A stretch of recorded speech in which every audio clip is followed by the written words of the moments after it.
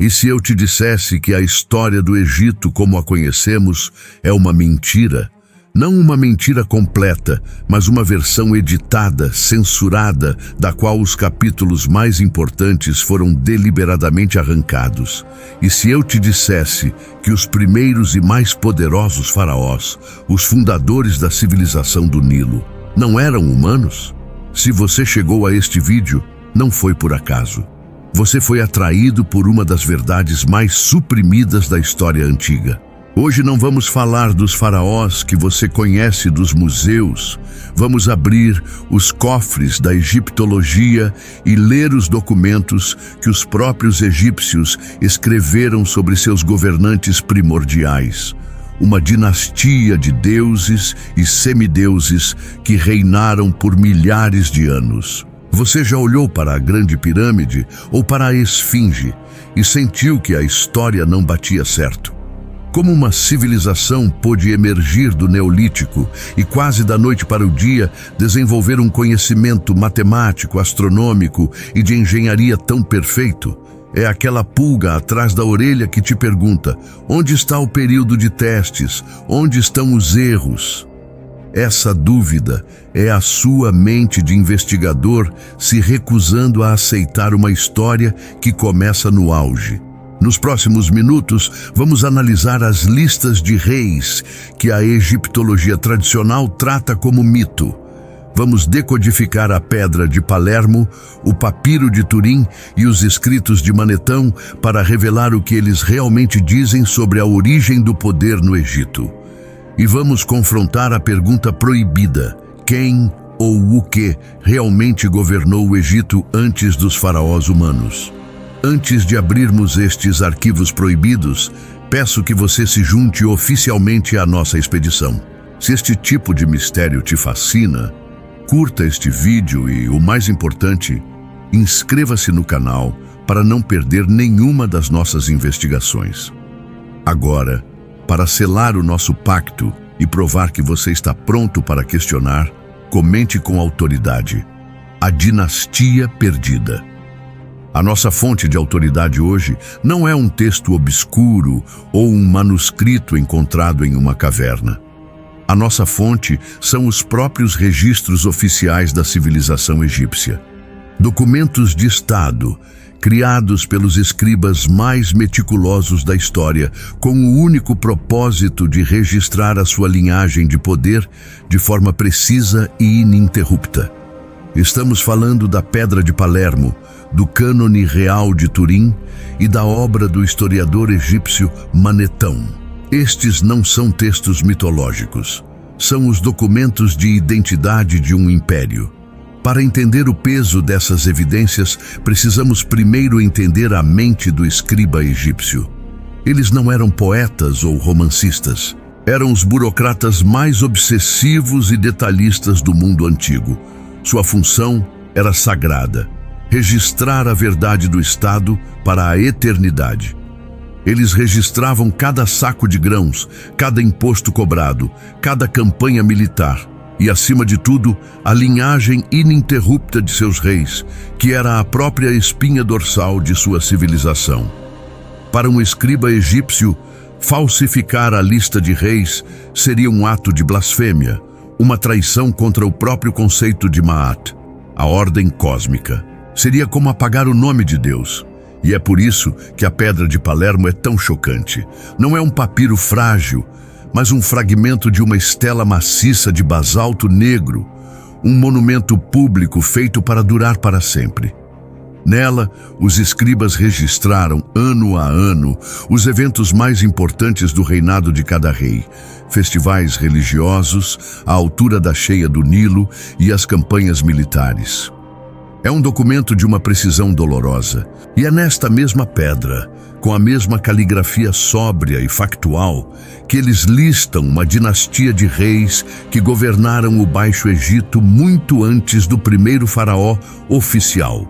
Reis cujos nomes não se encaixam em nenhuma narrativa humana. Depois, temos o Cânone Real de Turim, Um papiro que, apesar de fragmentado, é considerado a lista de reis mais completa que já tivemos. E aqui, a intenção dos escribas é ainda mais clara. Eles não misturam as coisas. O documento é dividido em seções claras. Uma seção para os deuses que governaram. Uma seção para os semideuses, os seguidores de Horus. E só então a lista dos faraós mortais. Esta não é uma confusão mitológica. É uma categorização deliberada. Eles estão nos dizendo, com a precisão de um arquivista, que estes foram tipos diferentes de governantes, de eras diferentes. E para selar a questão, temos Manetão. Ele não era um sacerdote qualquer contando histórias. Era um historiador egípcio, vivendo no século III a.C., comissionado pela nova dinastia grega dos Ptolomeus para escrever a história definitiva de sua nação. Manetão tinha acesso irrestrito aos arquivos do templo e à lendária Biblioteca de Alexandria. Há um acervo de documentos que hoje estão perdidos para sempre, queimados ou transformados em pó. Sua obra, a Egiptiaca, foi a fonte usada por todos os historiadores posteriores para entender as dinastias. E como Manetão começa sua história? Com a Era dos Deuses. Ele não apenas os lista, mas atribui a eles reinados de milhares de anos, antes de passar para os semideuses e, finalmente, para os reis humanos. Descartar Manetão é descartar a fonte mais completa e bem informada que os próprios egípcios nos deixaram sobre seu próprio passado. A egiptologia moderna tem uma relação de conveniência com esses documentos. Ela os adora, mas apenas até certo ponto. Eles são a base sobre a qual toda a cronologia das dinastias humanas foi construída. Os acadêmicos usam a Pedra de Palermo, o Papiro de Turim e os escritos de Manetão para validar os reinados dos faraós humanos, de Narmer em diante. Eles os citam em seus livros, os usam como prova em seus artigos e os apresentam como fontes históricas confiáveis. E eles estão certos em fazer isso. São, de fato, registros meticulosos. Mas a honestidade intelectual deles para convenientemente na página onde a lista de reis humanos termina. É aqui que a ciência se torna dogma. Pois todos esses documentos, sem exceção, contêm um prólogo, um capítulo 0 que precede a história humana. E é neste capítulo que a egiptologia moderna encontra sua verdade mais inconveniente. É um capítulo que eles convenientemente ignoram, descartam como fantasia infantil ou tratam com uma vergonha embaraçosa como um parente louco que precisa ser escondido no porão. Este primeiro capítulo, escrito com a mesma tinta e pela mesma mão que registrou os faraós históricos, fala de uma era anterior, uma era de ouro, governada por uma linhagem de seres que eles não hesitam em chamar de deuses. A academia olha para este capítulo e desvia o olhar. Eles o chamam de mitologia, alegoria, propaganda real. Dizem que os faraós inventaram esses predecessores divinos para legitimar seu próprio poder, para criar um passado glorioso e inatingível. Eles tratam os escribas egípcios, os burocratas mais literais da história, como se fossem poetas sonhadores, incapazes de distinguir a realidade da fantasia. É um ato de uma arrogância intelectual impressionante. É o equivalente a encontrar um documento de cartório perfeitamente redigido e decidir que as primeiras páginas são um conto de fadas, mas o resto é legalmente válido. Mas por que essa censura seletiva? Porque aceitar o primeiro capítulo significaria admitir que o modelo atual da história está fundamentalmente errado. Significaria admitir que a civilização egípcia não evoluiu lentamente a partir de tribos neolíticas, mas que ela pode ter sido um projeto deliberado, iniciado por uma inteligência muito superior. Significaria abrir a porta para perguntas que a ciência convencional não tem e não quer ter as ferramentas para responder. Perguntas sobre quem eram esses deuses, de onde vieram e que tecnologia eles possuíam. Então, eles constroem um muro de ceticismo conveniente que separa o que é história aceitável do que é mito perigoso. Mas esse muro é frágil, e os próprios documentos que eles usam como fundação são os que o derrubam. Pois a questão lógica permanece. Por que uma civilização tão obcecada com a ordem, a precisão e a continuidade inventaria um prólogo tão fantástico e detalhado? Porque eles arriscariam a credibilidade de toda a sua linhagem real com uma mentira tão óbvia? A resposta mais simples e a mais perturbadora é que eles não estavam mentindo. Eles estavam registrando a sua verdade. Pense na audácia disso. Os escribas egípcios, em sua obsessão pela precisão histórica, não apenas mencionam, mas começam sua lista oficial de reis com uma dinastia de seres divinos. A Pedra de Palermo, um dos artefatos mais antigos, não sussurra sobre esses reis. Ela os grava em basalto para a eternidade. Ao lado de registros factuais sobre a altura do Nilo, ela lista, com a mesma naturalidade, os nomes de governantes que reinaram sobre o Egito antes da unificação, antes do primeiro faraó que a história aceita. Eles não são apresentados como mitos, mas como os predecessores históricos da linhagem real. O Papiro de Turim, o documento mais completo que sobreviveu, vai ainda mais longe. Não é uma história contada, é uma planilha, uma lista meticulosa, com nomes e durações exatas de reinados. E essa lista é explicitamente dividida.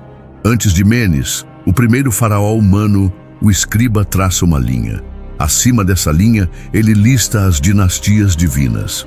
Primeiro, o grande panteão: Ptah, Ra, Geb, Osíris, Set e Horus, o deus falcão. Eles não são apenas deuses a serem adorados. Eles são listados como os primeiros reis executivos do Egito. E depois deles, o papiro descreve uma segunda era, igualmente fascinante. Uma dinastia de seres chamados Shem-Su-Hor, os seguidores de Horus. Estes não são deuses completos, nem homens mortais.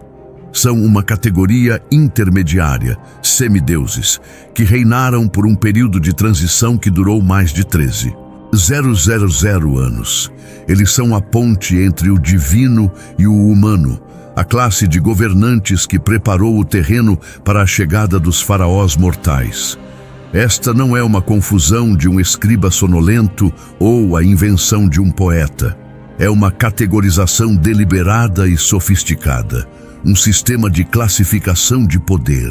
Os egípcios estavam nos dizendo, com a precisão de um arquivista, que sua história não teve mas 3 começos distintos. Eles não viam sua história como uma linha reta de progresso, mas como uma série de heranças. A Era dos Deuses foi a Era da Criação, o Zep-Tepi, ou primeira vez, quando a ordem foi estabelecida a partir do caos. Os deuses não eram figuras distantes, eram os engenheiros originais, os legisladores primordiais que estabeleceram as fundações da civilização. Depois veio a Era dos Semideuses, os Shem-Su-Hor. Esta não era uma era de criação, mas de manutenção. Pense neles como os guardiões da chama, uma linhagem de iniciados que possuíam o conhecimento e talvez até parte da longevidade de seus mestres divinos. O papel deles era crucial: traduzir os princípios cósmicos dos deuses em leis e rituais que a humanidade pudesse compreender e seguir. Eles eram a ponte, os administradores, que garantiram que o legado dos deuses não se perdesse quando eles partissem. E, finalmente, a Era dos Homens. A chegada do primeiro faraó mortal não é apresentada como um começo, mas como uma formatura. A humanidade, após milênios de tutela, estava finalmente pronta para assumir o controle. O faraó humano não era um inventor, ele era um herdeiro. Sua principal função não era criar algo novo, mas preservar perfeitamente o sistema que lhe foi entregue. A história egípcia, portanto, não é sobre evolução, mas sobre a luta desesperada para evitar a decadência de uma perfeição herdada. Esta visão de mundo muda tudo. Ela explica a obsessão egípcia com a tradição e a sua resistência à mudança. Explica por que sua arte, sua arquitetura e sua religião permaneceram incrivelmente consistentes por 3.000 anos. Eles não estavam tentando melhorar, estavam tentando não esquecer. Cada faraó era um elo em uma corrente que se estendia até os próprios deuses, e sua maior responsabilidade era garantir que essa corrente não se quebrasse. Eles viam sua história como uma passagem de bastão, uma transferência de poder cuidadosamente orquestrada de uma ordem de seres para a seguinte. Esta não é uma mitologia para justificar o poder real. É uma cosmologia, uma teoria da história que é muito mais complexa e, francamente, muito mais interessante do que a nossa versão simplificada. Eles não acreditavam que descendiam de deuses. Eles acreditavam que foram ensinados por eles. E essa crença é a chave para decodificar todos os outros mistérios do Egito. Mas o que isso significa? Quem eram exatamente esses Shemsu-Hor? O papiro de Turim nos dá a estrutura, mas o mistério está nos detalhes não escritos. A primeira possibilidade é a mais literal e a mais chocante, que eles eram exatamente o que o termo semideus implica. Uma raça híbrida, descendentes diretos da união entre os deuses e os primeiros humanos. Isso explicaria sua posição intermediária. Eles não eram puramente divinos, mas também não eram meramente mortais. Possuíam uma longevidade extraordinária, uma inteligência superior e uma compreensão inata dos princípios cósmicos que seus pais divinos estabeleceram. Eles eram a personificação da ponte entre o céu e a terra. Nesse cenário, os Shemsu-Hor seriam uma aristocracia biológica, uma linhagem de sangue azul no sentido mais literal da palavra. Seu direito de governar não viria da força ou da conquista, mas de sua própria natureza. Eles eram os pastores da humanidade primitiva, guiando seu desenvolvimento, ensinando as artes da civilização e garantindo que a ordem divina, ou Ma'at, fosse mantida. Seu longo reinado de 13.000 anos não seria uma sucessão de muitos reis, mas talvez de poucas gerações de seres que viviam por séculos, observando o lento florescer da humanidade sob sua tutela. A segunda possibilidade é menos biológica, mas igualmente profunda. E se os Shemsu-Hor não fossem uma raça, mas uma instituição? Uma sociedade secreta, uma escola de mistérios, uma casta de sacerdotes reis que eram iniciados nos segredos dos deuses. Nesse caso, eles não eram divinos por sangue, mas por conhecimento. Eram humanos, mas humanos que haviam passado por um treinamento rigoroso para se tornarem os receptáculos vivos da sabedoria divina. Eles eram os guardiões da chama, os bibliotecários de um conhecimento que era poderoso demais para ser liberado para as massas. Esta teoria explicaria a consistência da cultura egípcia. Os Shemsu-Hor seriam a força estabilizadora, a instituição que garantia que, mesmo com a partida dos deuses, o Zep-Tepi, a perfeição da primeira vez, não fosse esquecido. Eles teriam supervisionado a construção dos primeiros templos, não como locais de adoração, mas como repositórios de conhecimento, máquinas de preservar a harmonia cósmica. Eles teriam governado como regentes, não em seu próprio nome, mas em nome de seus mestres divinos ausentes, mantendo o trono aquecido até que a humanidade estivesse pronta para produzir seus próprios reis. Ambas as teorias são igualmente vertiginosas. Seja uma raça de híbridos super-humanos ou uma sociedade secreta de guardiões do conhecimento, os Shemsu-Hor representam um capítulo perdido da história humana que redefine completamente as nossas origens. Eles são a peça que falta, a explicação para o salto quântico de conhecimento que vemos no início da civilização egípcia. Eles são a resposta para a pergunta: de onde veio tudo isso? O papiro de Turim não nos diz qual dessas teorias é a correta. Talvez a verdade seja uma mistura das duas. Mas ao nos dar essa categoria, ao separar deliberadamente os deuses, os semideuses e os homens, os escribas egípcios nos deram a maior pista de todas.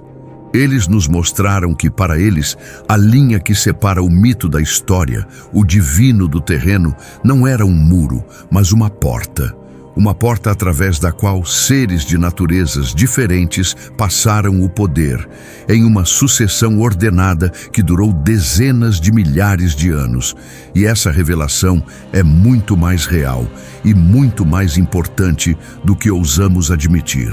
E então, chegamos ao detalhe mais chocante, o que quebra completamente qualquer tentativa de explicação convencional. Não é apenas a existência desses reis-deuses, mas a duração de seus reinados.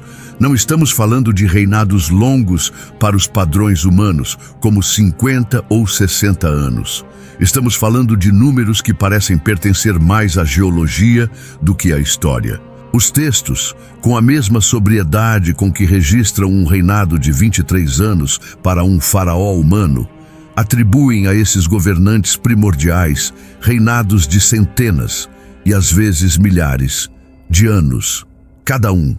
Manetão, o historiador que teve acesso a fontes que nós perdemos, não hesitou em fazer a matemática. Ele calculou que o reinado combinado da dinastia dos deuses e da dinastia dos semideuses durou um total de 24.925 anos. Pense nisso. 24 mil anos de história registrada antes do primeiro faraó que a nossa ciência aceita. É um período de tempo 5 vezes maior do que toda a nossa história registrada, desde os sumérios até hoje. É uma eternidade. A academia moderna olha para esses números e simplesmente entra em curto-circuito. A reação é automática: rir. Impossível, eles dizem. São números simbólicos. Talvez representem a duração de uma era, ou são uma forma de expressar a imensa grandeza desses reis míticos, né? Mas essa é uma desculpa intelectualmente preguiçosa. É uma tentativa de forçar os dados a caberem na teoria, em vez de ajustar a teoria para caber nos dados. Os egípcios eram mestres da matemática e da astronomia. Eles sabiam perfeitamente o que era um ano. Eles registravam os anos com uma precisão obsessiva. Quando eles escreveram 9.000 anos para o reinado de Ptah, eles não queriam dizer um longo tempo. Eles queriam dizer 9.000 anos. Por que uma civilização tão lógica e ordenada, tão obcecada com a precisão de seus registros, de repente se tornaria poética e simbólica apenas em uma seção de seus anais históricos, para depois voltar a ser perfeitamente literal? Isso não faz sentido. A explicação mais simples, a que não exige que acreditemos que os escribas egípcios eram esquizofrênicos, é que eles estavam registrando o que acreditavam ser a verdade. Eles estavam registrando os reinados de uma linhagem de seres que não estavam sujeitos às mesmas limitações biológicas que nós. Isso nos força a confrontar uma ideia desconfortável. E se a longevidade não fosse um símbolo, mas uma característica? E se esses primeiros reis realmente possuíam uma biologia diferente, uma expectativa de vida que para nós parece divina? Isso explicaria tudo. Explicaria a estabilidade da primeira vez, o Zep-Tepi. Um único governante, com milênios de experiência, poderia supervisionar projetos que levariam dezenas de gerações humanas para serem concluídos. Ele poderia garantir que o conhecimento original fosse transmitido sem distorção, sem o jogo de telefone sem fio que define a história humana. A longevidade extraordinária não é apenas um detalhe curioso. É a chave que pode explicar a própria existência da perfeição egípcia. É o ingrediente secreto que permitiu que uma civilização surgisse já em seu auge, pois seus fundadores tiveram tempo. Tempo para planejar, tempo para construir e tempo para ensinar, em uma escala que nós, com nossas vidas curtas e frágeis, mal conseguimos imaginar. Os egípcios estavam nos dizendo da forma mais clara possível: nossa civilização não foi criada por nós, nós a herdamos. Herdamos o conhecimento, a tecnologia e o direito de governar de uma raça de seres superiores que caminharam sobre esta terra antes de nós. E o mais incrível, o que transforma esta anomalia em um padrão global, é que o Egito não está sozinho. A milhares de quilômetros de distância, em outro berço da civilização, na Mesopotâmia, os sumérios contavam exatamente a mesma história, com uma precisão que desafia qualquer coincidência.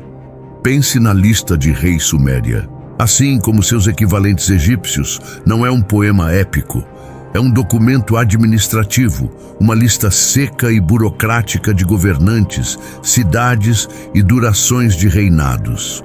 E assim como no Egito, a lista começa com uma era de ouro, um tempo antes de um grande cataclismo, o dilúvio, quando a realeza desceu dos céus pela primeira vez. E os reis desta primeira era não eram homens, eram deuses. E seus reinados não eram medidos em décadas, mas em dezenas de milhares de anos. A lista nos diz que o primeiro rei, Alulim, governou a cidade de Eridu por 28.800 anos. Seu sucessor, Alalingar, reinou por 36.000 anos. A lista continua, com 8 reis governando um total de 241.200 anos, antes que o grande dilúvio varresse tudo. Após o dilúvio, a lista recomeça, com a realeza descendo dos céus uma segunda vez. Mas algo mudou. Os reinados, embora ainda longos para os nossos padrões, são drasticamente mais curtos. O primeiro rei pós-dilúvio, Jushur, reinou por apenas 200 anos.